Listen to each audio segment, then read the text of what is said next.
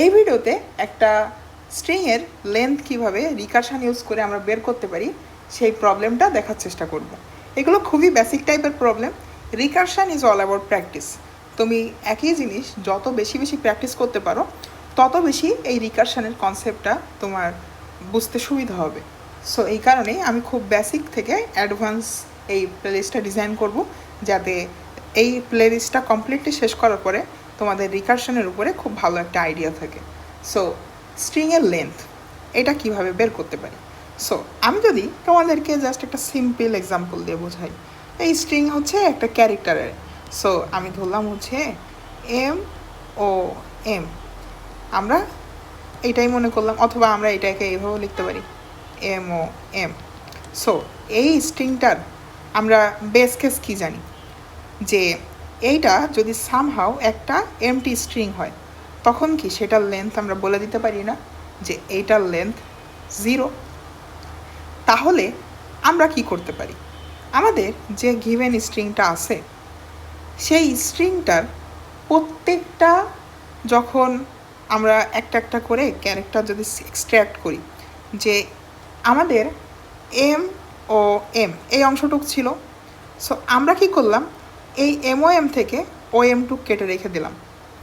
যদি আমাদের একটা থাকে, একটা ক্যারেক্টার থাকে, আমরা তখন বলতে পারি যে ওইটা আমাদের লেন্থ 1, রাইট। এটার সাথে আমাদের বাকি যেটুকু আছে সেইটুকুর লেন্থ আমরা বের করতে পারি। এবং বেস কেস কী বলছিলাম, যখন আমাদের এমটি স্ট্রিং আসবে তখন 0। তার মানে আমরা কি করতেছি, আমাদের একের সঙ্গে লেন্থ অফ আমাদের যে গিভেন স্ট্রিং ছিল না স্ট্রিং, তার থেকে একটা করে ক্যারেক্টার বিয়োগ করে দিচ্ছি বা বাদ দিয়ে দিচ্ছি। আসো কোডটা দেখি, কোডটা দেখলে তখন তোমাদের আরও বুঝতে সুবিধা হবে। সো আমি একটা পেজ নিয়ে নিই এখানে। সো আমি যদি এবার একটু কোডটা লিখি, আমাদের লেন্থ স্ট্রিং এইভাবে লিখতে পারি, এবং ইউজার থেকে আমরা একটা স্ট্রিং নিয়ে নিলাম, ধরো স্ট্রিং str, এইটা ইউজার থেকে আমরা নিয়ে নিচ্ছি। এবার বেস কেস কী বলছিলাম, যদি সামহাও আমরা দেখি আমাদের এই স্ট্রিংটার লেন্থ 0, তার মানে ইফ আমাদের স্ট্রিংটা, আমি যদি ডট ইকুয়াল মেথডটা ইউজ করতে পারি, যে dot equal of MT string, যদি তাই হয় আমাদের ডট ইকুয়াল এমটি স্ট্রিংয়ের সমান হয়, তাহলে কি আমরা এখান থেকে রিটার্ন লেন্থ 0 বলে দিতে পারি, তাই না? আমাদের প্রথমেই তো একটা ফাঁকা স্ট্রিং দিতে পারে, তখন কি ওটা লেন্থ আমরা 0 বলে দিলাম। এবার রিকারসিভ কেসটা লিখি।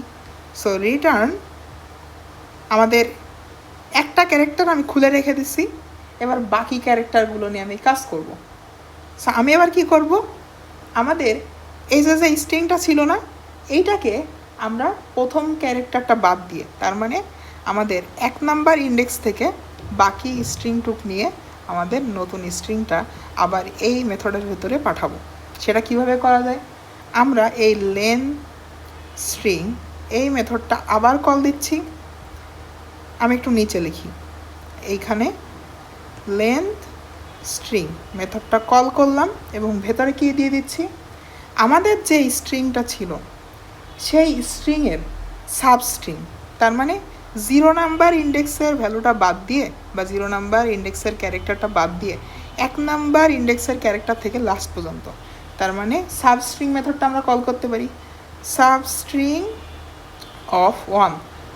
তার মানে আমাদের 1 নাম্বার ইন্ডেক্স থেকে বাকিটুকু নিয়ে আমাদের যে মম ছিল, মম থেকে এম বাদ দিয়ে 0M দিয়ে আবার আমরা এই মেথডটা কল করছি। তখন এসে আবার আমাদের বেস কেস চেক করতেছে যে ওইটা কি এমটি, OM তো এমটি না। এরপরে আমাদের এইটা কল হলো। সো 1 প্লাস এইখান থেকে আমাদের কল করতেছে OM, এরপর এইটা আবার কল করতেছে 1 প্লাস M, আবার এইটা কল করতেছে 1 প্লাস এমটি, এবং এইটা যখন এমটি আসলো তখন 0 রিটার্ন করলো। এই দুটো যোগ হয়ে আমাদের লেন্থ আসলো 1, 1টা এখানে রিটার্ন পাইলাম, 1 আসলো। এবার 1-এর সঙ্গে 1 যোগ করে 2 পেলাম, এই 2টা রিটার্ন আসলো এখানে। এবার 2-এর সঙ্গে এই 1 যোগ করে আমরা ফাইনালি আমাদের অ্যান্সার 3 পেয়ে যাচ্ছি। সো হোপফুলি আমরা রিকারশন ইউজ করে কিভাবে একটা স্ট্রিংয়ের লেন্থ বের করলাম তোমরা এই কোডটার মাধ্যমে এবং এই আইডিয়াটা ব্যবহার করে কিভাবে সলভ করলাম হোপফুলি তোমরা বুঝতে পারছো। পরবর্তী ভিডিওতে আমরা রিকারশনের অন্য কোনো একটা প্রবলেম দেখব।